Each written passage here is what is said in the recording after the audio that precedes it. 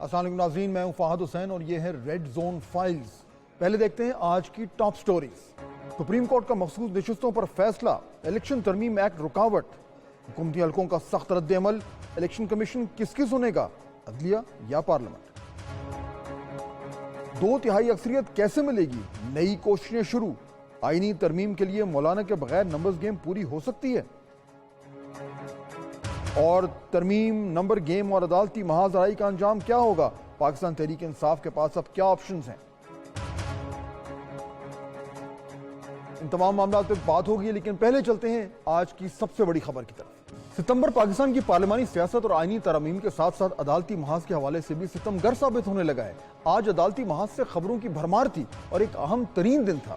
سب سے پہلے وہ فیصلہ آیا جس کا گزشتہ 2 ماہ سے شدت سے انتظار کیا جا رہا تھا۔ سپریم کورٹ نے 70 وہ صفحات پر مشتمل ایک مخصوص نشستوں کا تفصیلی فیصلہ وہ آج جاری کیا، جس پر ہم آگے جا کے بات کریں گے۔ اس فیصلے کے فوری بعد سپریم کورٹ میں بینچ تشکیل دینے والے ججز کمیٹی کی میٹنگ تھی اور اس میٹنگ کے حوالے سے ججز کے اختلافات کھل کر سامنے آ گئے۔ سپریم کورٹ کے سینئر جسٹس منصور علی شاہ نے ججز کمیٹی کو ایک خط لکھا۔ اس خط میں انہوں نے اس کمیٹی کی تشکیل کے حوالے سے کچھ اہم ترین سوال اٹھائے۔ ناظرین، یہ ساری کہانی شروع ہوتی ہے اسپیکر قومی اسمبلی کے چیف الیکشن کمشنر کو ایک خط سے۔ معاملہ کچھ یوں ہے کہ اسپیکر کے چیف الیکشن کمشنر کو لکھے گئے خط کے بعد قومی اسمبلی سیکریٹریٹ نے پارٹی پوزیشن کے حوالے سے ایک لسٹ جاری کی۔ اس لسٹ کے بعد قومی اسمبلی میں پارلیمانی پوزیشن تبدیل ہو گئی۔ نئی پارٹی پوزیشن میں پاکستان تحریک انصاف کے 80 اراکین کو سنی اتحاد کونسل کا رکن ظاہر کیا گیا۔ قومی اسمبلی سیکریٹریٹ کے مطابق حکومتی اتحاد میں 213 اراکین ہیں، جبکہ اپوزیشن جماعتوں کے اراکین کی کل تعداد اب 100 ہے۔ ان کے علاوہ 8 آزاد امیدوار بھی ان میں شامل ہیں۔ اسپیکر قومی اسمبلی سردار ایاز صادق کا الیکشن کمیشن کو خط لکھنا، اسپیکر پنجاب اسمبلی ملک احمد خان کا الیکشن کمیشن کو خط لکھنا، قومی اسمبلی سیکریٹریٹ کا نئی پارٹی پوزیشن جاری کرنا، الیکشن کمیشن کا سپریم کورٹ کے فیصلے پر عمل درآمد نہ کرنا، یہ سارا معاملہ آئینی ترامیم کے گرد گھومتا ہے۔ مولانا فضل الرحمان حکومت کا ساتھ دیں یا نہ دیں، حکومت ہر صورت آئینی ترامیم وہ کروانا چاہتی ہے، اور اسی حوالے سے آرٹیکل 63A کا فیصلہ ایک بار پھر اب زیر بحث ہے۔ آئین کے آرٹیکل 63A کے مطابق وزیر اعظم یا وزیر اعلیٰ کے الیکشن میں ووٹ عدم اعتماد یا پھر اعتماد کا ووٹ یا پھر کوئی بھی آئینی ترمیم میں ووٹ دینا ہو اور کوئی رکن اپنی پارٹی پالیسی سے ہٹ کر ووٹ دے تو وہ نااہل ہوگا۔ یہ معاملہ اس وقت زیر بحث آیا جب حمزہ شہباز شریف کی وزارت اعلیٰ کے امیدوار تھے اور پی ٹی آئی کے منرف اراکین نے حمزہ شہباز کو ووٹ دیا تھا۔ اس کے بعد سپریم کورٹ میں ایک صدارتی ریفرنس دائر ہوا جس میں آئین کے آرٹیکل 63A کی تشریح کے لیے کہا گیا۔ اس وقت کے چیف جسٹس عمر عطا بندیال کی زیر صدارت ایک 5 رکنی بینچ بنا۔ اس 5 رکنی بینچ میں 3-2 سے فیصلہ دیا۔ جسٹس منیب اختر نے یہ فیصلہ لکھا۔ اس فیصلے کے مطابق منرف رکن کا پارٹی ہدایت کے خلاف ڈالا گیا ووٹ گنتی میں شمار ہی نہیں ہوگا۔ منرف رکن کی نااہلی کی مدت کا تعین پارلیمنٹ کرے گی۔ سپریم کورٹ بار ایسوسی ایشن اور پی ٹی آئی کے منرف اراکین نے اس فیصلے کے خلاف نظر ثانی کی درخواست دائر کی۔ 14 اکتوبر 2022 کو آرٹیکل 63A کی تشریح کا تفصیلی فیصلہ آ گیا۔ 2 سال گزر گئے لیکن نظر ثانی درخواست سماعت کے لیے نہیں لگائی گئی۔ تقریباً 2 سال کے بعد نظر ثانی درخواست کا معاملہ زیر بحث آیا ہے۔ گزشتہ جمعرات کو ہونے والی 3 رکنی ججز کمیٹی کی میٹنگ میں آرٹیکل 63A کی نظر ثانی درخواست پر ایجنڈے میں شامل تھی، لیکن چیف جسٹس قاضی فائز عیسیٰ کی عدم دستیابی کی وجہ سے درخواست پر بینچ نہیں بن پایا اور ججز کمیٹی کی میٹنگ ملتوی ہو گئی۔ اس کے بعد صدارتی آرڈیننس کے ذریعے supreme court practice and procedure act میں کچھ ترامیم کی گئی۔ اس سے پہلے اس ججز کی کمیٹی میں سپریم کورٹ میں 3 سینئر ججز یعنی کہ چیف جسٹس قاضی فائز عیسیٰ، جسٹس منصور علی شاہ اور جسٹس منیب اختر شامل تھے۔ نئی ترمیم کے مطابق اس کمیٹی میں سپریم کورٹ کے 2 سینئر ججز کو برقرار رکھا گیا ہے، لیکن تیسرے جج کو شامل کرنے کا اختیار چیف جسٹس قاضی فائز عیسیٰ کو دے دیا گیا ہے۔ چیف جسٹس نے جسٹس امین الدین کو ججز کمیٹی میں شامل کر لیا۔ آج اس ججز کمیٹی کا اہم ترین اجلاس ہوا۔ اجلاس کے ایجنڈے میں آرٹیکل 63A کی نظر ثانی درخواست شامل تھی۔ آج ہونے والے اجلاس میں جسٹس منصور علی شاہ نے شرکت نہیں کی۔ جسٹس منصور علی شاہ نے ترمیمی آرڈیننس پر تحفظات کا بھی اظہار کیا اور انہوں نے ججز کمیٹی کو ایک خط لکھا جس میں انہوں نے کہا کہ پریکٹس اینڈ پروسیجر ایکٹ کی تشکیل کا فیصلہ فل کورٹ کا تھا۔ اس میں رد و بدل یا تو فل کورٹ یا جو ہے وہ فل کورٹ بینچ یا فل کورٹ کے اجلاس میں ممکن ہے۔ پھر انہوں نے یہ بھی کہا کہ جب تک کمیٹی کو اصل حال میں بحال نہیں کیا جاتا شرکت نہیں کروں گا۔ پریکٹس اینڈ پروسیجر آرڈیننس میں کمیٹی تبدیل کرنے کی کوئی ٹھوس وجوہات نہیں لکھی گئی۔ سابقہ کمیٹی آرڈیننس کے بعد بھی کام جاری رکھ سکتی تھی، لیکن آرڈیننس کے آنے کے چند ہی گھنٹے میں نئی کمیٹی بنا دی گئی۔ کوئی وجہ نہیں بتائی گئی کہ جسٹس منیب اختر کو کیوں کمیٹی سے نکالا۔ پھر انہوں نے یہ کہا کہ جسٹس یحییٰ افریدی کو نظر انداز کرنے کی بھی کوئی وجہ نہیں دی گئی۔ بدقسمتی سے انہوں نے کہا یہ چیری پکنگ ہے اور غیر جمہوری جو ہے وہ ون مین شو کا اظہار ہے، جس کی پریکٹس اینڈ پروسیجر ایکٹ میں حوصلہ شکنی کی گئی ہے۔ اور انہوں نے یہ بھی کہا کہ جسٹس کے سپریم کورٹ کا full bench practice and procedure ordinance کی آئینی درستگی کا تعین کرے یا سپریم کورٹ انتظامی طور پر آرڈیننس میں ترامیم پر عمل درآمد کا فیصلہ کرے اور تب تک چیف جسٹس پہلے والے ججز کمیٹی کو بحال کر دیں۔ اس خط کے ساتھ ہی کمیٹی اجلاس پہلے ہی دن متنازع ہو گیا، لیکن جسٹس منصور علی شاہ کی غیر موجودگی میں بھی ججز کمیٹی کا اجلاس ہوا۔ اجلاس میں 63 نظر ثانی درخواستوں کی 30 ستمبر کو سماعت کے لیے مقرر کرنے کا فیصلہ کیا گیا۔ چیف جسٹس قاضی فائز عیسیٰ کی سربراہی میں 5 رکنی بینچ اس کیس کی سماعت کرے گا۔ بینچ میں جسٹس منیب اختر، جسٹس امین الدین خان، جسٹس جمال الدین مندوخیل اور حال ہی میں تعینات کیے گئے سپریم کورٹ کے ایڈ ہاک جسٹس جناب مظہر عالم میاں شامل ہوں گے۔ اگر آرٹیکل 63A کی تشریح کا فیصلہ کل عدم ہو گیا تو منحرف رکن جو ہے وہ ووٹ کاسٹ کر سکیں گے، اس کا ووٹ جو ہے وہ کاؤنٹ بھی ہوگا۔ یوں اگر ایسا ہوتا ہے تو حکومت اپوزیشن سے کچھ لوگ اپنے ساتھ شامل کر کے بآسانی مولانا فضل الرحمان کے بغیر ہی آئینی ترامیم لا سکتی ہے۔ کیا یہ سب کچھ ممکن ہے؟ اس سے بات کریں گے، ہمیں جوائن کریں گے معید جعفری صاحب اور جناب راجہ خالد صاحب۔ آپ دونوں کا بہت شکریہ۔ معید صاحب، بات میں آپ سے شروع کرتا ہوں۔ یہ جو آج جسٹس منصور علی شاہ صاحب نے جو خط لکھا ہے، جو پریکٹس اینڈ پروسیجر کمیٹی ہے، اس پہ انہوں نے شدید تحفظات کا اظہار کیا ہے، لیکن ایشو یہ ہے کہ اب آرڈیننس تو پاس ہو گیا اور چیف جسٹس صاحب کے پاس وہ اختیارات آ گئے اور انہوں نے وہ کمیٹی ریکنسٹیٹیوٹ کر دی اور اس کمیٹی نے جو ہے وہ 63A کے حوالے سے ریویو جو ہے وہ لگا دی۔ منصور علی شاہ صاحب کے آرگیومنٹس ویلڈ ہیں، لیکن پریکٹیکلی اس کا کوئی امپیکٹ نہیں ہوگا۔ Is that correct? جی فہد صاحب بہت شکریہ۔ دیکھیں، اگر پریکٹیکلی امپیکٹ ہونا ہوتا تو پھر وہ پروٹیسٹ کے اندر شاید اس کمیٹی کو بائیکاٹ نہیں کرتے۔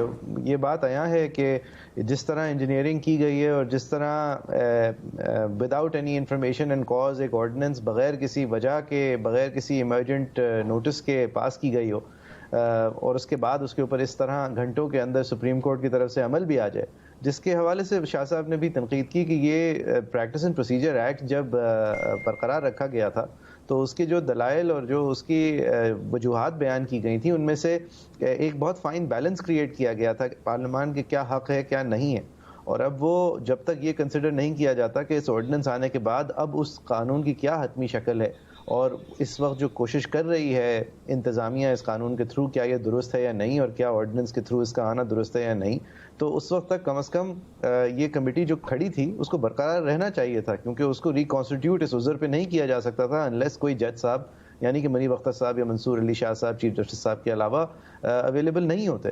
تو انہوں نے تو اس روڈ رولنگ کو ہی پروٹیسٹ کرتے ہوئے پھر اپنا یہ نوٹ دیا ہے۔ یہ بات تو آیا ہے کہ جو عزائم تھے پورے کرنے کے وہ تو اب ٹیکنیکلی ہو گئے ہیں۔ اچھا، وہ جو ٹیکنیکلی عزائم پورے ہوئے ہیں اس پہ ذرا تھوڑا سا میں بات کروں گا، لیکن راجہ خالد صاحب، یہ جو منصور علی شاہ صاحب نے جو کچھ لکھا ہے، جو لیٹر ہے، اس میں جو انہوں نے اپنے آرگیومنٹس پیش کیے ہیں ان میں بڑی جان ہے، وہ بڑے یعنی اس میں دلیل بھی ہے اور ان کا پوائنٹ جو ہے وہ یہاں بالکل درست ہے کہ اس طرح ضرورت کیا تھی۔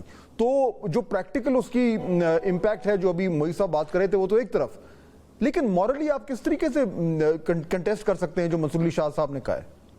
بالکل ٹھیک کہہ رہے ہیں وہ تو۔ دیکھیے فہد صاحب، بات یہ ہے کہ یہ چیف جسٹس آف پاکستان نے اختیارات خود نہیں اپنے طور پہ لے لیے، یہ ایک آرڈیننس کے ذریعے جو پارلیمنٹ کا یا مکنہ کا یا جو ہماری گورنمنٹ ہے اس کا استحقاق ہے، یعنی کسی طرح کی بھی لیجسلیشن پارلیمنٹ کر سکتی ہے، اور پریزیڈنٹ کمپیٹنٹ ہے کہ وہ کسی طرح کا بھی آرڈیننس جاری کر سکتا ہے. ٹھیک ہے, اس کے تحت انہیں یہ اختیارات ڈیلیگیٹ کیے گئے اور اسی کو ایکسرسائز کر رہے ہیں. جہاں تک موریلٹی کی بات ہے, اخلاقیات کی بات ہے, تو آپ مجھے بتائیں کہ یہ جو الیکشن کمیشن نے ایک وضاحت چاہی تھی, جو ان کی طرف سے ایک پیٹیشن داخل کی گئی 25 جولائی کو کہ یہ ایمبیگوٹیز ہیں انہیں ایڈریس کیا جائے, تو اس کا جواب دیتے ہیں 14 سپٹمبر کو کسی کاز لسٹ میں نہیں آیا, کہیں پہ اس کی ہیئرنگ نہیں ہوئی اور نہ ہی پارٹیز کو نوٹس ہوا. اور آپ دیکھیں کہ ویب سائٹ پہ اسے اپلوڈ کیا گیا, وہ کس کی اجازت سے کیا, وہ کیس کس کمیٹی نے مارک کیا تھا, کس نے بینچ کانسٹیٹیوٹ کیا تھا, یہ سارے جو 9 سوالات چیف جسٹس آف پاکستان نے کیے ہیں بڑے امپورٹنٹ ہیں اس حوالے سے. وہاں پہ موریلٹی یا یہ جو اخلاقیات, یہ ساری چیزیں کہاں پہ گئیں. دوسری طرف یہ دیکھیے کہ ٹھیک ہے ہونا چاہیے, اخلاقیات کا درس دیا جانا چاہیے, لیکن فہد صاحب آپ دیکھیں کہ آج کی جو ججمنٹ ہے ان کی, اس کا پیراگراف 120 اور 121 پڑھ لیں کہ اپنے جو 2 کولیگ ججز ہیں, جو 2 بردر ججز ہیں, ان کے حوالے سے کیا زبان استعمال کی گئی.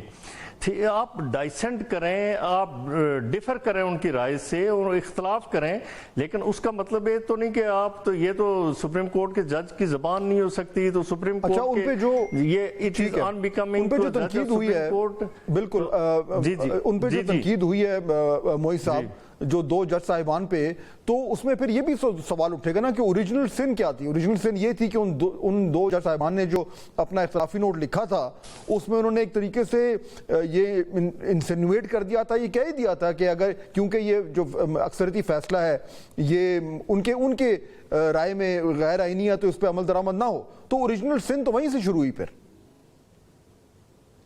دیکھیں, پہلی بات یہ کرنا ضروری ہے کہ یہ کوئی اخلاقیات سے گری ہوئی حرکت یا بات نہیں ہے. جو سپریم کورٹ نے آج بھی اپنے فیصلے میں وضاحت کی ہے کہ انہوں نے الیکشن کمیشن کو اختیار یہ دیا تھا کہ اگر آپ کو ابھی بھی کوئی چیز سمجھ نہیں آ رہی تو آپ اپلیکیشن ان چیمبر دے دیں اور آپ کو پھر سمجھا دیا جائے گا. تو سپریم کورٹ نے اپنے فیصلے میں یہ وضاحت کی ہے کہ اس اپلیکیشن ان چیمبر میں کہیں سنوائی کی ضرورت نہیں ہے, نہ ہم نے سنوائی کا اشارہ دیا تھا.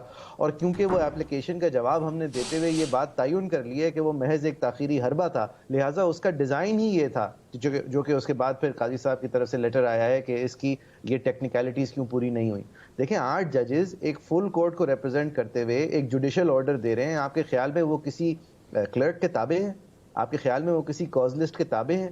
اگر یہ خواہش ہے تو وہ کانسٹیٹیوشنل ترمیم کرنے کے جس کے نمبرز نہیں ہیں وہ کسی بھی طرح سے پورے کرنے کے بعد تو آپ یہ کوشش کر سکتے ہیں, وہ بھی کوشش غیر آئینی ہوگی. لیکن اس وقت کی سچویشن یہ نہیں ہے کہ ایک رجسٹری سپریم کورٹ کی پوچھ سکے بذریعہ چیف جسٹس ہی صحیح کہ انتظامی طور پہ کہ آپ نے یہ اپنا فیصلہ سناتے ہوئے ہمارے جو تاخیری حربے ہیں اس جال کے اندر اپنے آپ کو کیوں نہیں پھنسایا. پہلی بات. دوسری بات یہ, جو الفاظ استعمال کیے گئے ہیں وہ مکمل طور پہ مناسب ہیں اور ریسٹرینٹ کے ساتھ استعمال کیے گئے ہیں آج, اور اپنا شکوہ کے ساتھ ساتھ اپنی اداسگی ظاہر کی ہے. کورٹ نے اپنا غصہ نہیں دکھایا, جو کہ بہت آسان تھا منصور علی شاہ صاحب کو دکھانا کہ دونوں جج صاحبان ان سے جونیئر ہیں.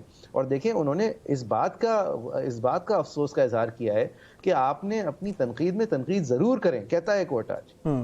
یہ بھی کہتا ہے کہ اپنا نقطۂ نظر جو ہے جتنی زور سے بیان کرنا چاہے کریں, لیکن ایک فل کورٹ کے فیصلے کے خلاف آپ علم بغاوت بلند کرنے کا اگر تمام باقی انسٹیٹیوشنز کو کہہ رہے ہیں تو آپ کر کیا رہے ہیں؟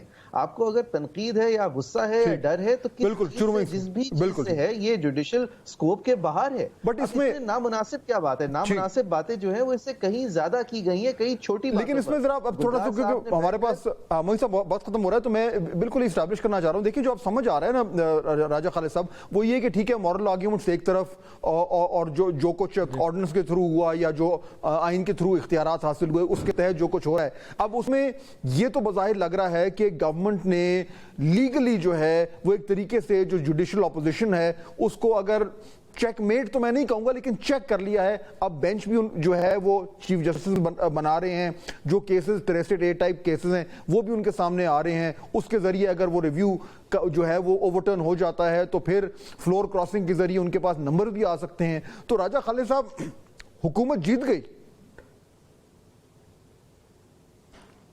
جی, بات یہ ہے فات صاحب کے انہی جسٹس منصور علی شاہ صاحب کا فیصلہ ہے جو رپورٹ ہوا ہے PLD 2024، اس کا پیج 164 دیکھ لیجئے، جو نیب ترامیم کے حوالے سے ان کا ڈائسینٹنگ نوٹ تھا، اس میں انہوں نے واضح طور پہ کہہ رکھا ہے کہ ججز کو کہیں بھی اس حوالے سے پارلیمنٹ کو اگر دیکھا جائے، اس کے ساتھ کمپیریزن کیا جائے تو 25 کروڑ لوگوں کی نمائندہ قوت ہے وہاں پہ، یعنی ججز کین ناٹ سٹ اوور دی پارلیمنٹ۔ اور دوسری بات یہ ہے کہ یہ جو ہمارے دوست کہہ رہے ہیں، بھائی کہہ رہے ہیں، بڑے معذرت کے ساتھ اور ادب کے ساتھ عرض کرتا ہوں کہ انہوں نے فیصلہ سنا دیا، وہ آرڈر جاری کر دیا، ججز اس بات کے محتاج ہیں، کاز لسٹ جاری ہوتی ہے ہمیشہ، پارٹیز کو نوٹس ہوتا ہے، لیکن میں ذرا کہاں پہ یہ آپ کا پوائنٹ آ گیا، لیکن میں اسی بالکل ٹھیک ہے، میں اسی کسی کو ایک فائنل ورڈ لینا چاہ رہا ہوں محی جعفری صاحب سے۔ کے حوالے سے ایک عرض کر دوں کہ زبان کے حوالے سے نہیں جی فات صاحب، زبان کے حوالے سے میں آپ کو بتا دوں کہ پیرا لکھا کیا ہے بھلا کہ have made certain، میں صرف جی وہ میرا وہ سامنے آ گیا ہے، راج صاحب وہ بالکل سامنے آ گیا، لیکن میں تھوڑا سا کنکلوڈ کرنا چاہ رہا ہوں۔ محی صاحب یہ صرف بتائیں کہ یہ تو پھر اگر ہم جس طریقے سے یہ جو سٹیپ بائی سٹیپ جس طریقے سے گورنمنٹ نے اپنی اسٹریٹجی بنائی ہے، اس سے بظاہر آپ کوشچن کر سکتے ہیں کہ وہ جو ہے وہ یعنی مورلی جو ہے اس میں بہت کمزوریاں ہیں، لیکن پریکٹیکلی گورنمنٹ کامیاب نظر آ رہی ہے، وہ جیت رہی ہے، جو وہ اہداف حاصل کرنا چاہ رہی تھی وہ اب حاصل کرنے کے قریب ہے۔ Is that a fair assessment؟ نہیں جی، it's not a fair assessment، کیونکہ ایکسپوز ہو رہی ہے اور جو پاور ہے گورنمنٹ کے اندر وہ عوام سے دی گئی ہے، اور ایکسپوجر جو ہے وہ دیکھیں پریکٹیکیلٹی بھی موریلٹی سے لنکڈ ہوتی ہے۔ اگر آپ اپنے آپ کو ایک اتنا زیادہ تذلیل کا شکار کر لیں اپنے سارے عزائم ریچ کرنے میں کہ آپ کے پاس کوئی عذر ہی نہ بچے اس کے اختتام تک، تو آپ کی جیت جو ہوتی ہے وہ پیرک ہوتی ہے۔ جس طرح مطلب یہ تجزیہ جو ہے وہ آپ کا بھی ہے فہد صاحب، میں ایک چیز میں وضاحت کرنا چاہتا ہوں بہت مختصراً۔ نیب لا ججمنٹ کے اندر منصور علی شاہ صاحب نے کہا تھا کہ ایک پارلیمان مقننہ نے یہ فیصلہ کیا ہے 25 کروڑ عوام کی نمائندگی کرتے ہوئے کہ نیب ترامیم کر کے ایک لچک اور ڈھیل آنی چاہیے ایک ایسے قانون میں جو قانون ضرورت سے زیادہ سخت تھا۔ تو سپریم کورٹ بیٹھ کر یہ تعین نہیں کر سکتا کہ عوام کیا سوچ رہی ہے اور اس کے حق میں ہے یہ لچک آنا یا نہیں۔ اس بات کو کسی بھی طریقے سے آج کی دلائل سے، آج کی ججمنٹ سے کہیں سے بھی متصادم نہیں ہے۔ یہ جو پینٹ کیا جا رہا ہے یہ غلط ہے۔ شاہ صاحب نے یہ کہا ہے، اور الیکشن کے حوالے سے اور وہ ٹیکس کیس کے اندر بھی جو انہوں نے کامنٹ دی ہے وہ اس سے بالکل ٹھیک ہو گیا۔ وقت ختم ہو گیا ہمارے پاس، لیکن پوائنٹ آ گیا آپ دونوں کا بہت شکریہ، آپ نے ہمیں جوائن کیا۔ ناظرین، صورتحال کچھ ایسی ہے کہ ایک طرف جو ہے وہ سپریم کورٹ کے اندر جو ہے وہ ایک رسا کشی ہے جس کی مینیفیسٹیشن جو ہے وہ یہ پریکٹس اینڈ پروسیجر بل کے حوالے سے جو معاملات چل رہے ہیں، جو جسٹس منصور علی شاہ صاحب کا لیٹر ہے، اور دوسری طرف پارلیمنٹ میں جو ہے وہ الیکشن کمیشن اور سپیکر ایک طرف اور سپریم کورٹ کا فیصلہ دوسری طرف۔ یہ دو جو معاملات ہیں یہ ڈیفائن کر رہے ہیں کہ اس وقت آج کی پولیٹیکل سچویشن کہاں پہ کھڑی ہے۔ اسی پہ ہم ذرا گہرائی میں جا کے بات کریں گے اس بریک کے بعد۔ To stay with us. ناظرین، بریک کے بعد خوش آمدید۔ سپریم کورٹ کا مخصوص نشستوں کے حوالے سے آج تفصیلی فیصلہ جو ہے وہ جاری ہو گیا، مگر لگتا یوں ہے کہ بظاہر اس فیصلے سے کنفیوژن ختم ہونے کی بجائے کچھ زیادہ بڑھتی نظر آ رہی ہے۔ جبکہ اس کیس کا شارٹ آرڈر 12 جولائی کو آیا تھا تو تحریک انصاف نے اسے انصاف کی فتح قرار دیا تھا، جبکہ حکومت نے اس کو کڑی تنقید کا نشانہ بنایا تھا۔ اس شارٹ آرڈر کے بعد ہی حکومت حرکت میں آئی اور قانون سازی کا ایک ایسا سلسلہ شروع ہوا جس کا مقصد پارلیمنٹ کے اختیارات کا ایسا استعمال تھا جس سے عدالتی اختیارات پر ایک چیک رکھا جائے۔ انہی کوششوں کے نتیجے میں وہ آئینی پیکج بھی مرتب کیا گیا جو چند ہفتوں سے خبروں اور ملک کی سیاسی منظرنامے کا مرکز بنا ہوا ہے۔ ان تمام قانونی، آئینی اور سیاسی پیچیدگیوں میں ایک بات واضح ہے، وہ یہ کہ حکومتی اتحاد جو ہے وہ پارلیمنٹ میں 2/3 اکثریت حاصل کرنے کے لیے ہر حربہ استعمال کرنے کے لیے تیار ہے۔ یہ وہ اکثریت ہے جو حکومت کو حاصل ہو چکی تھی جب تک مخصوص نشستوں کا فیصلہ نہیں آیا تھا۔ اس اکثریت کے ذریعے حکومت اس طرح کی آئینی اصلاحات لانا چاہتی تھی جس سے وہ ادارتی توازن اس کے حق میں ہو جائے۔ اس کو تگ و دو کہیں، کشمکش کہیں، سیاسی لڑائی کہیں یا ادارتی جنگ، غرض یہ کہ جو بھی کہیں، معاملہ کچھ یوں ہے کہ آج کے تفصیلی فیصلے اور حکومتی رد عمل کے بعد یہ پیچیدگیاں بڑھ گئی ہیں اور اس لڑائی میں شدت آ گئی ہے۔ آج کے فیصلے میں کہا گیا پی ٹی آئی کے کیس میں فریق بننے کی درخواست ہمارے سامنے موجود تھی۔ عمومی طور پر فریق بننے کی درخواست پر پہلے فیصلہ کیا جاتا ہے۔ لیکن عدالت اس طریقہ کار میں اس وقت نہیں پڑتی جب عوام کے ووٹر کا تحفظ اور آرٹیکل 17 کی شق 2 اور آرٹیکل 19 کا معاملہ ہو۔ ایسے وقت میں اس سے کوئی فرق نہیں پڑتا کہ ہمارے سامنے سنی اتحاد کونسل تھی یا پی ٹی آئی یا کوئی اور سیاسی جماعت۔ الیکشن میں بڑا سٹیک جو ہے وہ عوام کا ہوتا ہے۔ انتخابی تنازع بنیادی طور پر دیگر سول تنازعات سے مختلف ہوتا ہے۔ یہ سمجھنے کی بہت کوشش کی کہ سیاسی جماعتوں کے نظام پر مبنی پارلیمانی جمہوریت میں اتنے آزاد امیدوار کیسے کامیاب ہو سکتے ہیں۔ الیکشن کمیشن کا کام صاف شفاف انتخابات کرانا ہے۔ الیکشن کمیشن ملک میں جمہوری عمل کا ضامن اور حکومت کا چوتھا ستون ہے، اور وہ فروری 2024 میں اپنا یہ کردار ادا کرنے میں ناکام رہا۔ انتخابی نشان نہ ہونے پر مخصوص نشستیں نہ دیا جانا الیکشن کمیشن کی طرف سے اضافی سزا ہے۔ انتخابی نشان واپس لیے جانے کا مطلب یہ نہیں کہ سیاسی جماعت کے آئینی حقوق ختم ہو گئے ہیں۔ Supreme court P T I intra party election case میں پارٹی کے آئینی حقوق واضح کرتی تھی تو کنفیوژن پیدا ہی نہ ہوتی۔ الیکشن کمیشن نے بھی اپنے حکم نامے میں پی ٹی آئی کے آئینی حقوق واضح نہیں کیے۔ تحریک انصاف قومی اسمبلی میں مخصوص نشستوں کی حقدار ہے۔ الیکشن کمیشن مخصوص نشستوں پر تحریک انصاف کے امیدواروں کو نوٹیفائی کرے۔ جسٹس امین الدین خان اور جسٹس نعیم اختر افغان نے 12 جولائی کے اکثریتی فیصلے کو آئین سے متصادم قرار دیا۔ جس انداز میں 2 ججز نے اکثریتی فیصلے پر اختلاف کا اظہار کیا وہ مناسب نہیں۔ جسٹس امین الدین اور جسٹس نعیم اختر افغان کا عمل سپریم کورٹ کے ججز کے منصب کے منافی ہے۔ یعنی فیصلے میں ناظرین ایک بار پھر صاف الفاظ میں لکھ دیا گیا کہ تحریک انصاف کو مخصوص نشستیں ملنی چاہیے، اور تمام وہ لوگ جو سنی اتحاد کونسل میں شامل ہو چکے تھے ان کے پاس چوائس ہے کہ وہ تحریک انصاف میں شمولیت اختیار کر سکیں۔ مگر کیا یہ اچھی بات ہوتی کہ ہمارے ملک میں عدالتی اور پارلیمانی معاملات اتنی آسانی سے حل ہو سکتے؟ فیصلہ آنا ایک بات ہے، اس پر عمل درآمد دوسری۔ آج وزیر قانون نے اس فیصلے پر رد عمل دیتے ہوئے یہ کہا۔ الیکشن کمیشن آف پاکستان ایک آئینی ادارہ ہے، انہوں نے بھی جو حلف لیا ہے وہ حلف یہ کہتا ہے کہ انہوں نے آئین اور قانون کے مطابق اپنی ذمہ داری انجام دینی ہے۔ تو آئین پاکستان میں جو سکیم ہے اس میں لکھا ہے in accordance with law. In accordance with law جو ہے، جو ریلیونٹ پروویژنز ہے میں آپ کے سامنے کوٹ کر رہا ہوں، تو اس کو مد نظر رکھا جائے تو یہ سیٹس جو ہیں یہ نہیں دی جا سکتی۔ حکومت کی طرف سے واضح اشارے مل رہے ہیں کہ آج جاری ہونے والے تفصیلی فیصلے پر وہ عمل درآمد نہیں کریں گے، یعنی کہ تحریک انصاف کو مخصوص نشستیں نہیں ملیں گی۔ اس کی وجہ کچھ یوں ہے کہ 12 جولائی کو سپریم کورٹ کے مخصوص نشستوں سے متعلق جو فیصلہ تھا اس کے بعد حکومت نے ایک قانون پاس کیا جس کا عنوان تھا الیکشن ترمیمی ایکٹ۔ اس ایکٹ میں کہا گیا کہ مسلم لیگ نون کے رکن قومی اسمبلی بلال کیانی نے الیکشن ایکٹ میں دوسری ترمیم کا بل پیش کیا۔ دونوں ایوانوں سے منظور ہونے کے بعد صدر نے 8 اگست کو اس پر دستخط کیے۔ الیکشن ایکٹ کے مطابق آزاد امیدوار آئین اور قانون میں درج مخصوص مدت کے بعد کسی سیاسی جماعت میں شامل ہونے کا حق استعمال نہیں کر سکتے۔ مجوزہ مدت کے اندر مخصوص نشستوں کی فہرست جمع نہ کرانے والی جماعت مخصوص نشستوں کی اہل نہیں ہوگی۔ جس امیدوار نے ریٹرننگ افسر کے سامنے جماعت سے وابستگی کا بیان حلفی جمع نہ کرایا ہو اسے آزاد تصور کیا جائے گا۔ الیکشن کے بعد پارٹی وابستگی ظاہر کرنے والا امیدوار کسی سیاسی جماعت کا امیدوار نہیں سمجھا جائے گا۔ الیکشن کا دوسرا ترمیمی بل 2017 سے نافذ العمل ہوگا۔ اور اسی ایکٹ کا سہارا لیتے ہوئے ناظرین اسپیکر قومی اسمبلی سردار ایاز صادق نے الیکشن کمیشن کو ایک خط لکھا۔ اس خط کی اہمیت آج اور زیادہ اجاگر ہو گئی ہے کیونکہ سپریم کورٹ کے فیصلے اور نمبرز گیم کو تبدیل کرنے کے لیے یہ خط قانون ہی کا سہارا لیتا ہے۔ اس میں اسپیکر ایاز صادق نے چیف الیکشن کمیشن کو جو خط لکھا اس میں کہا گیا کہ الیکشن ایکٹ میں ترمیم کے بعد مخصوص نشستیں تبدیل نہیں کی جا سکتی۔ سپریم کورٹ کے فیصلے کے بعد الیکشن ایکٹ میں تبدیلی ہو چکی ہے۔ الیکشن ایکٹ میں ترمیم کے بعد سپریم کورٹ کے فیصلے پر عمل درآمد نہیں ہو سکتا۔ الیکشن کمیشن پارلیمنٹ کے بنائے ہوئے قانون پر عمل کرے۔ وہ آزاد ارکان جو ایک سیاسی جماعت کا حصہ بن گئے انہیں پارٹی تبدیل کرنے کی اجازت نہیں دی جا سکتی۔ ایکٹ کے تحت جن رکن نے کاغذات نامزدگی کے ساتھ پارٹی سرٹیفکیٹ نہیں دیا وہ آزاد تصور ہوگا، اور یہ الیکشن کمیشن کا آئینی فرض ہے کہ وہ پارلیمنٹ کے بنائے گئے قانون کا احترام کرے۔ ناظرین، اس خط اور اس کی منطق کو بنیاد بناتے ہوئے قومی اسمبلی نے سرکاری طور پر تازہ پارلیمانی سیٹوں کی تعداد چند دن پہلے شائع کر دی۔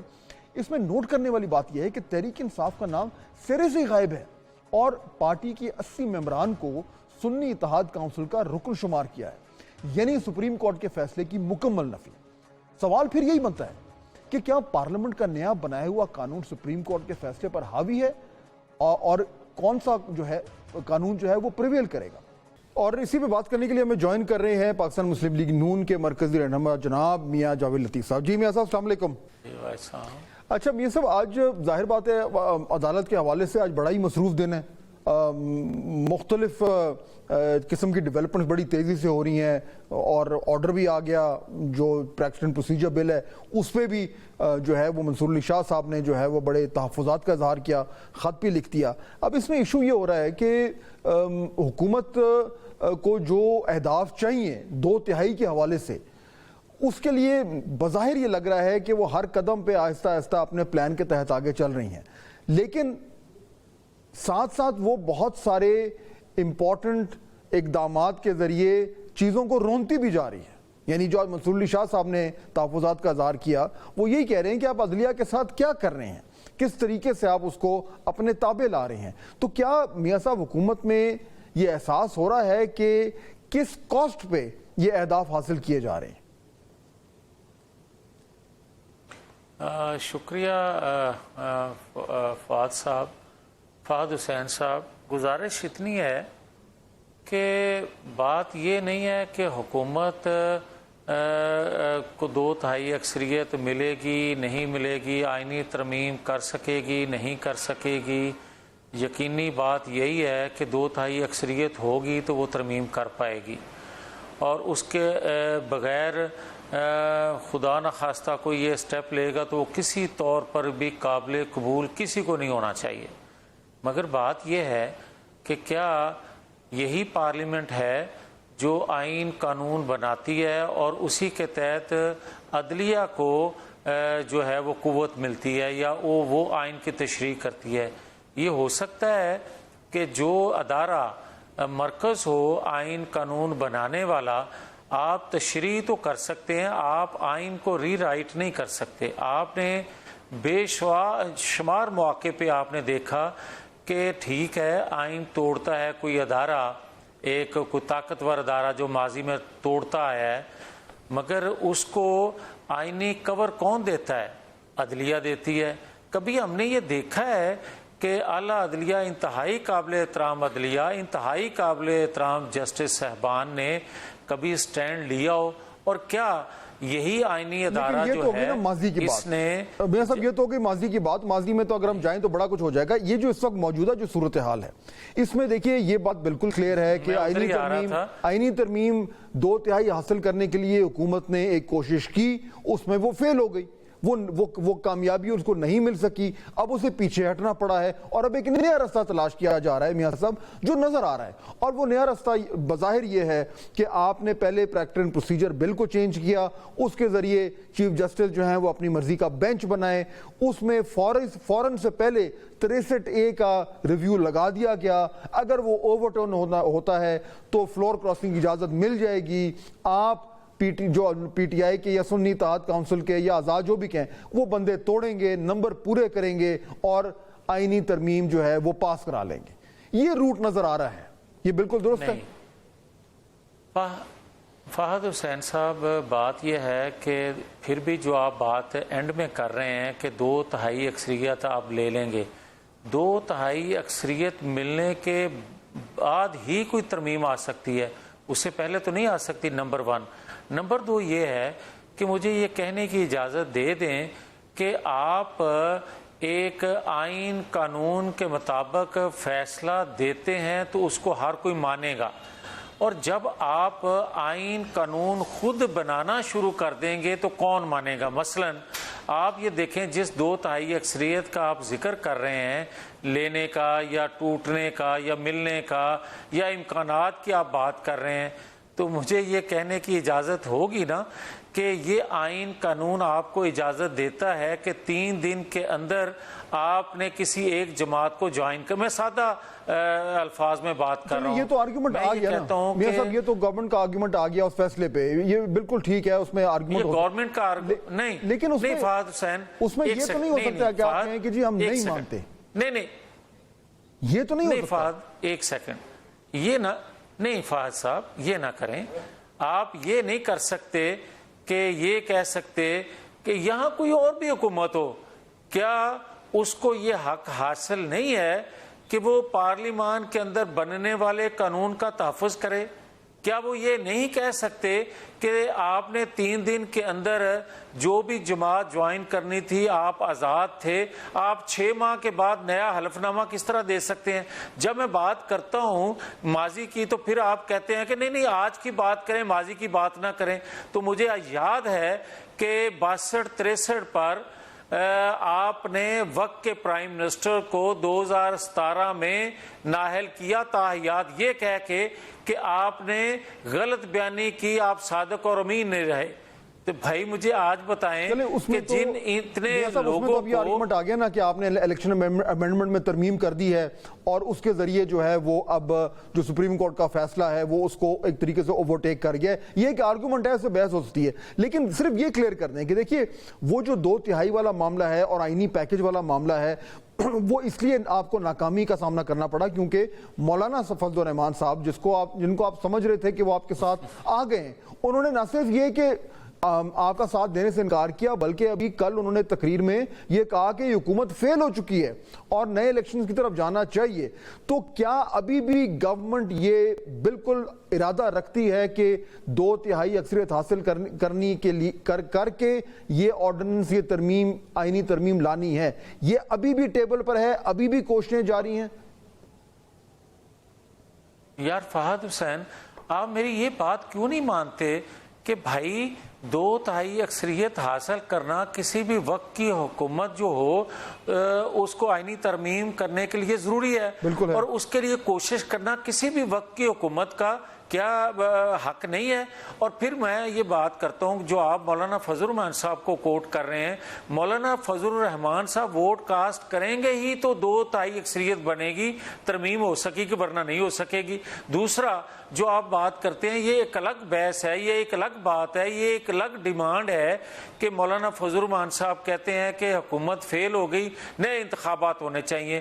تو پھر مجھے یہ بھی کہنے کی اجازت دے نا کہ 8 فروری کو ہونے والے انتخابات میں جو پک اینڈ چوز ہوا ہے، جو مولانا صاحب بات کرتے ہیں کہ یہاں پک اینڈ چوز ہوا ہے، تو پھر پک اینڈ چوز مولانا فضل الرحمان کے ساتھ تو خیبر پختونخوا میں ہوا ہے، پھر وہ بھی بات مان لیں، وہ بھی آپ کہہ دیں کہ وہاں بھی غلطی ہوئی ہے، وہاں بھی زیادتی ہوئی ہے، پھر مجھے بھی کہنے کی اجازت دے دیں کہ پنجاب کے اندر بھی پک اینڈ چوز ہوا ہے۔ بالکل، یہ میں وہی کہہ رہا تھا کہ یہ تو آپ کی بھی دکھتی رگ ہے، لیکن مولانا صاحب سے آپ جس طرح کہہ رہے ہیں نہیں مولانا صاحب کے نہیں میری یار ایک سیکنڈ، نہیں فہد صاحب ایک سیکنڈ پلیز، یار میں جب بات کرتا ہوں تو پھر آپ کہتے ہیں کیونکہ یہ حکومت کا موقف ہے۔ بھائی بات یہ ہے، یہ اپوزیشن کا موقف ہو یا حکومت کا موقف ہو، اگر درست ہے تو اس کو درست کہنا چاہیے۔ جو میں بات کر رہا ہوں، جو آپ کہہ رہے ہیں یہ دکھتی راگ ہے، تو پھر میں بھی یہ کرنے کی اجازت دے دیں، میری بات نہ کریں۔ میں پنجاب کی خیبر پختونخوا کی بات کر رہا ہوں کہ کیا یہاں پک اینڈ چوز نہیں ہوا؟ چلیں وہ اب ہم دوسری طرف چلے جائیں گے، لیکن مجھے یہ بتائیے میاں صاحب کہ آپ نے ابھی خود کہا کہ مولانا صاحب کی اگر ووٹ دیں گے تو 2/3 اکثریت ملے گی ورنہ نہیں ملے گی۔ اس میں کچھ لوگ حکومت کے شاید آپ سے اتفاق نہ کریں، وہ شاید کہیں کہ نہیں ہم مولانا کے صاحب کے بغیر بھی یہ 63 کو ذرا اوورٹرن کروا لیں تو پھر ہم بندے توڑ لیں گے۔ لیکن کیا مولانا صاحب سے ابھی بھی آپ کو امید ہے وہ جس طرح کی باتیں کر رہے ہیں، جتنی وہ بالکل یعنی کہ سیاہ سفید قسم کی گفتگو کر رہے ہیں، آپ سمجھتے ہیں کہ مولانا صاحب ابھی بھی ان گنجائش ہے کہ وہ آپ کے ساتھ مل جائیں گے؟ دیکھیں فہد حسین، ہم ساری مفروضے پہ بات کر رہے ہیں، وہ اس طرح کہ میں کہہ رہا ہوں کہ 2/3 اکثریت ملے گی تو ترمیم ہو پائے گی، آپ کہہ رہے ہیں کہ آپ کو مولانا فضل الرحمان سے اب بھی امید ہے، میں کہتا ہوں کہ امید ہے تو میں یہ بات کر رہا ہوں، نا امیدی ہوئی تو 2/3 اکثریت کے بغیر آئینی ترمیم نہیں ہو سکی۔ وہ آپ مفروضے پہ بات کر رہے ہیں، مولانا صاحب کے بغیر 2/3 آپ کو نہیں مل سکتی؟ میں کہتا ہوں مجھے تو نظر نہیں آتی، اگر ہوا تو وہ بھی ووٹ ہی ہوں گے نا، وہ بھی اسمبلی کے اندر سے ووٹ ہوں گے، اور وہ بھی ووٹ ہوں گے جن کو فلور کراس کرایا جائے باہر سے تو نہیں آ جائیں گے۔ جی فلور دیکھیں نا، جہاں آپ نے 4 لوگوں کو فلور کراس کرانا ہے وہاں پہ آپ 12 لوگوں کو فلور کراس کرا دیں گے۔ فلور کراسنگ تو آپ نے کروانی ہے، اس کے بغیر تو نہیں ہوتا، اسی لیے 63A کا جو ریویو آ رہا ہے وہ اسی لیے امپورٹنٹ ہے۔ میرے بھائی، ایک تو میں آئینی ترامیم کی بات جہاں کرتا ہوں وہاں شاید آپ آئینی عدالت کی بات کر رہے ہیں، اگر آپ کے پیش نظر یہ بات ہے تو آج اگر بلاول بھٹو بات کر رہے ہیں تو یہ آج وہ کر رہے ہیں، مگر یہ بات پچھلے 12-14 سال پرانی ہے، 15 سال پرانی ہے، 20 سال پرانی ہے۔ اگر کسی نے پڑھ کے نہیں دیکھا، آج اس کو کوٹ کیا جا رہا ہے، تو پھر میرے بھائی بتائیں کہ 1.5 سال ہو گیا ہے، ماں سوائے عمران خان کے کیسز کے، ماں سوائے آئینی تشریح کے لیے عدالتیں لگتی ہیں رات 12 بجے بھی، اور اس کے بعد آپ دیکھیں کہ 58,000 جو کیسز سپریم کورٹ میں صرف پینڈنگ ہیں، ان کا کیا گناہ ہے بھائی؟ لیکن مجھے بتائیں کہ چیف جسٹس قاضی فائز عیسیٰ صاحب کی ریٹائرمنٹ جو ہے وہ اکتوبر کے تیسرے ہفتے میں ہو جانی ہے، آپ ابھی بھی سمجھتے ہیں میاں صاحب کہ جو جوڈیشل آئینی ترمیم ہے، جو جوڈیشل پیکج ہے، وہ جسٹس قاضی فائز عیسیٰ کی ریٹائرمنٹ سے پہلے آپ پاس کرا پائیں گے؟ دیکھیں فہد حسین صاحب، میں سمجھتا ہوں کہ کسی فرد واحد کے لیے اگر کوئی قانون بنایا جاتا ہے اوور نائٹ تو وہ کبھی اس کے مثبت اثرات نہیں آتے، اور اگر آپ سکم دور کرتے ہیں جو کہ آئینی ادارہ ہے پارلیمان، اس کا کام ہی یہی ہے، اگر وہ اس کو دور کرتا ہے تو اس کے کسی کو بھی فائدہ یا نقصان ہوتا ہے، کسی شخص کو، کسی فرد واحد کو، تو میرا خیال ہے اس سے بالا ہو کے، اس سے مبرہ ہو کے سوچنا اور دیکھنا چاہیے، کہ صرف یہ نہیں دیکھنا چاہیے کہ کیونکہ اس کا فائدہ عمران خان کو پہنچے گا، اس کا فائدہ نقصان عمران خان کو پہنچے گا، لہٰذا یہ قانون، مجھے یہ بتائیں نیب کا جو قانون بنا ہے اس کا فائدہ عمران خان کو پہنچا ہے؟ آپ اس لیے نہ بنائیں کہ کیونکہ عمران خان کو فائدہ پہنچے گا اس لیے نیب کے قانون میں ترمیم نہیں لانی چاہیے۔ میرا خیال ہے یہ سوچ بدلنی چاہیے۔ میاں صاحب دیکھیں، ٹائم ختم ہو رہا ہے، لیکن دیکھیے یہ اسی بات میں تو تضاد ہے، یعنی وہ پریکٹس اینڈ پروسیجر بل جو پی ڈی ایم کی گورنمنٹ نے، موجودہ P M L N lead government نے وہ چینج کیا تھا، پہلے صرف جب بندیال صاحب تھے تو چیف جسٹس کے پاس تمام اختیارات تھے، وہ پریکٹس اینڈ پروسیجر بل پاس کیا تاکہ، اور کہا گیا کہ یہ ایک فرد واحد کے پاس اتنے اختیارات نہیں ہونے چاہیے، 3 لوگ ہوں گے تو ایک کلیکٹیو وزڈم ہوگا۔ اب اسی کو جو خود بنایا تھا آپ اسی کو چینج کر رہے ہیں، کیونکہ اس وقت وہ آپ کا مفادات کو سوٹ کر رہا تھا، کیونکہ جو ہے وہ آپ کو ججز چیف جسٹس سوٹ نہیں کر رہے تھے، اب کیونکہ آپ کو چیف جسٹس سوٹ کر رہے ہیں تو اسی اپنے ہی بنائے ہوئے لا کو آپ چینج کرنا چاہ رہے ہیں۔ آپ میرے بھائی عدلیہ کو انڈیپینڈنٹ ادارہ سمجھتے ہیں؟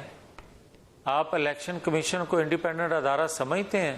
آپ پارلیمان کو ایک آئین قانون بنانے والا ادارہ سمجھتے ہیں؟ تو میرے بھائی کوئی زبردستی، کوئی سارے ایک پیج پہ ہو کے ساری انٹیلیجنس اداروں کو، یا جنرل فیض حمید جسٹس شوکت صدیقی کے گھر تو نہیں چلے گئے کہ آپ نے یہ کام کرنا ہے ہماری، ورنہ 2 سال کی محنت ضائع چلی جائے گی۔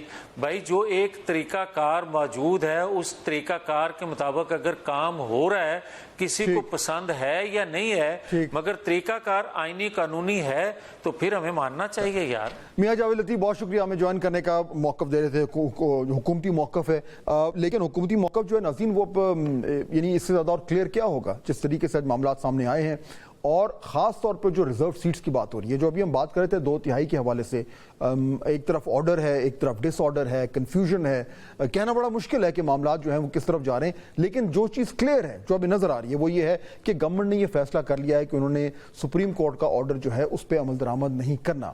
اس کا مطلب یہ ہے کہ فی الحال جو ہمارے سامنے جو قومی اسمبلی کی، جو میں پہلے ذکر کر رہا تھا، قومی اسمبلی کی جو باقاعدہ نمبرز آئے ہیں اس میں پی ٹی آئی کا ذکر نہیں ہے، سنی اتحاد کونسل کو جو ہے وہ 80 سیٹیں جو ہیں وہ دی گئی ہیں۔ اچھا، اب کیونکہ معاملہ آپ کو یاد ہوگا ناظرین یہی سے شروع ہوا تھا کہ کہا اس وقت جب سنی اتحاد کونسل کو ریزرو سیٹس نہیں دی تھی الیکشن کمیشن نے، تو آرگیومنٹ یہی دیا تھا کہ جی سنی اتحاد کونسل نے جو ہے وہ جو ریزرو لسٹ ہوتی ہے الیکشن سے پہلے جو کہ جمع کرانی ہوتی ہے، جس کی بنیاد پہ آپ کو لسٹیں ملتی ہیں، تو موقف جو آرگیومنٹ تھا وہ یہ تھا کہ کیونکہ سنی اتحاد کونسل نے وہ سیٹیں جمع نہیں کرائی تھیں جو کہ الیکشن ایکٹ کے 104 کا ریکوائرمنٹ ہے، اس لیے ان کو سیٹیں نہیں مل سکتی۔